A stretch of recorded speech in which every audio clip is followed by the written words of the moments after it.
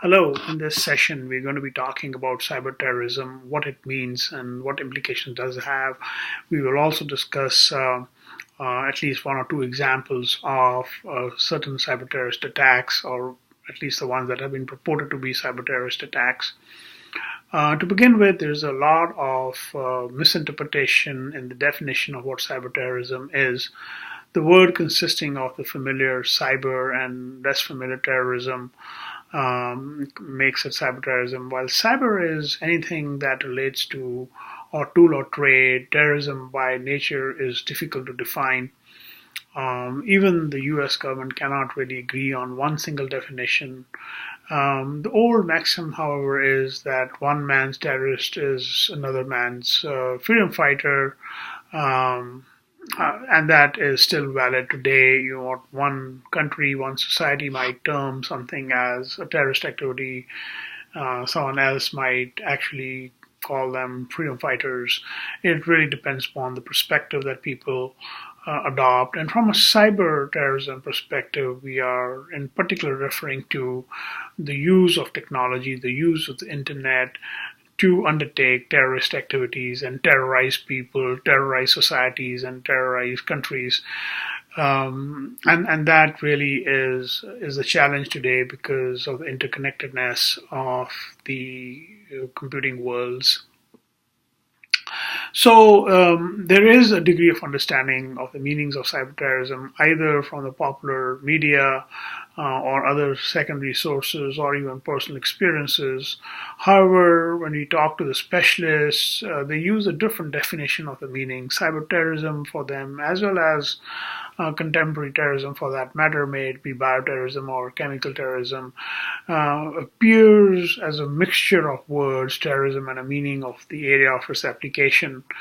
Um, so, cyberterrorism is defined as the convergence of what we call cybernetics and terrorism, and hence, it poses certain very unique challenges for us.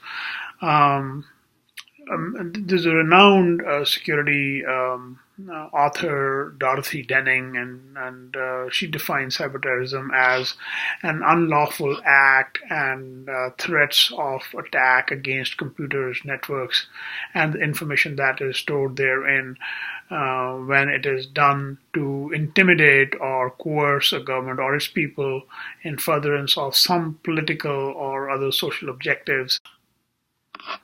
When we talk about cyber terrorism, there's a lot of hype associated with this particular word.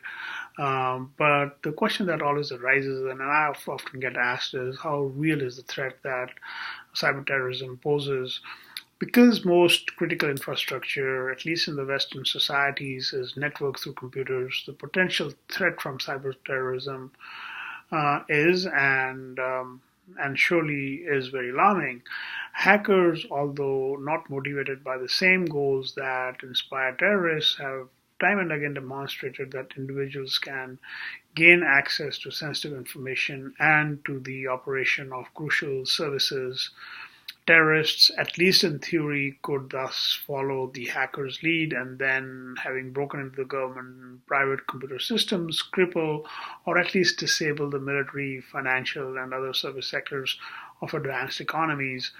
So, the growing dependence of our societies on information technology, therefore, has always created a new form of vulnerability which gives terrorists the chance to approach targets that would otherwise be utterly inaccessible, such as national defense systems, air traffic control systems.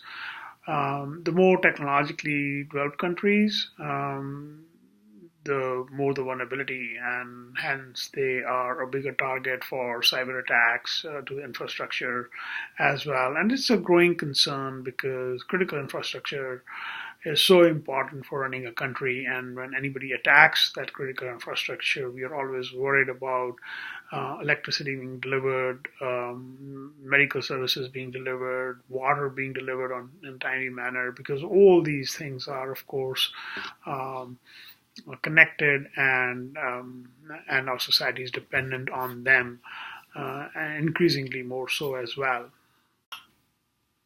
One of the prime examples of cyberterrorism is the Stuxnet virus, which infected systems across the globe, particularly in Iran. And there are a lot of allegations that perhaps the US and Israel were involved in infecting Iranian nuclear sites, but nothing has been proven. Stuxnet is actually an internet worm that infects Windows computers. It primarily spreads via USB sticks, which allows it to get into computers and networks not normally connected to the internet. Once inside a network, it uses a variety of mechanisms to propagate to other machines within that network and gain privilege once it has infected those machines. These mechanisms include both known and patched vulnerabilities and at least four zero-day exploits. As an aside, zero-day exploits are vulnerabilities that were unknown and unpatched when any kind of an infection comes into being.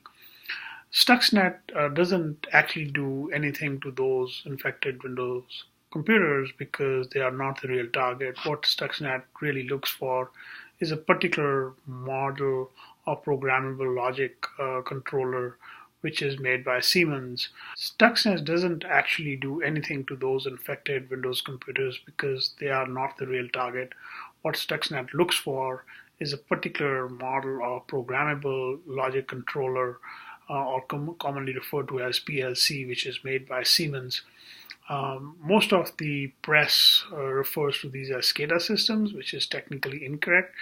These are small embedded industrial control systems, PLCs, that run all sorts of automated processes on factory floors and chemical plants and oil refineries, pipelines, and of course nuclear power plants.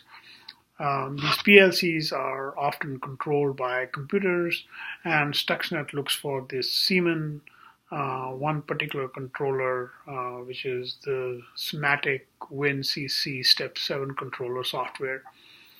And if it doesn't find one, it doesn't do anything. If it does, it infects it using yet another unknown and unpatched vulnerability for a controller software. Then it reads and changes particular bits of data in the controlled PLCs. It is impossible really to predict the effects of this without knowing what the PLC is doing and how it is programmed, and what programming can be unique based on the application. But the changes are very specific, leading many to believe that Stuxnet is really targeting a specific PLC or a specific group of PLCs which perform a specific function in a specific location, and that Stuxnet's authors knew exactly what they were targeting. Till date, it has already infected some 50,000 Windows computers, and Siemens has reported that at least 14 infected control systems having there. Many of them are in Germany. In that effect, we don't know of any physical damage that Stuxnet has caused, although there are rumors that it was responsible for the failure of India's INSAT 4B satellite when it was launched. We believe that it did infect the Bushehr plant in Iran. All the antivirus programs detect and remove Stuxnet from Windows systems nowadays. Now, it's interesting to note that we term Stuxnet as one of the cyber terrorist activities, although we haven't been able to figure out till date as to who the culprits were, who were the people who wrote Stuxnet, although there are a lot of allegations pointing from Iran to Israel to the US that the nation states were involved in writing and disseminating Stuxnet as such. The obvious question that arises is that how do we prevent cyber terrorism and cyber terrorist activities? There are really three aspects that need to be thought about in terms of defense. The first one is prevention. How can we keep an attack from being launched? How can an attack be made to fail before reaching the target? So those are two fundamental questions that need to be answered in terms of prevention. Now, the context of prevention is going to change from one area to another, from one country to another. But those two fundamental questions of how can we actually keep an attack from being launched, and how can we make sure that the attack that is made fails to reach the target. So that's prevention. Number two that needs to be thought about is incident management, and mitigating an attack and damage limitation. So assuming that an attack has taken place, how do we manage the incident as such? How do we mitigate the attack and limit the damage as a consequence? An attack, when it has reached a certain target, how do we prepare for and conduct defense during that particular attack? How do we defeat the attack without any loss? And how do we identify and limit the damage? That needs to be constantly thought about. And then finally is consequence management. Whenever an attack takes place, one needs to very carefully think in terms of, so what do I do now? How do I make sure that damage that was contained does not occur again? There are reputational damages. There are other legal aspects that need to be thought about. So the consequence management becomes an important aspect to consider. So there are three things that need to be thought about in terms of any terrorist attack, cyberterrorism attack. First is prevention. How do I have proactive strategies in place, which is going to prevent an attack from taking place in the first instance. And number two is incident management and attack mitigation and damage limitation. And finally is number three is consequence management. These three strategies together are the first step in terms of dealing with cyber terrorism. Clearly, there are a number of other issues that need to be thought about as well. But if you were to logically break the management of cyber terrorism, then these three steps are a step in the right direction. The topic area of cyber terrorism is vast. It's a lot of stuff has been written. A lot of people have been talking about it.